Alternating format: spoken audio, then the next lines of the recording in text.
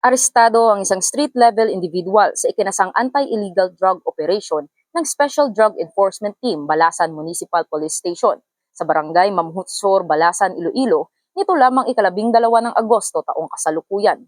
Kinilala ang sospek na si Elias Toto, 43 anyos, walang asawa, street-level individual at residente ng nasabing barangay. Nakumpiska ang humigit kumulang 45 grams ng pinaghihinalaang shabu na may standard drug price na tinatayang 306,000 pesos. Dahil sa pagtutulungan ng Special Drug Enforcement Team ng Balasan MPS at mga tauhan ng PNP Maritime Group, inaresto ang nasabing sospek matapos nitong magbenta sa isang police pusher buyer ng isang pirasong heat-sealed transparent plastic sachet kapalit ang halagang 5,000 piso, kabilang ang budel at marked money.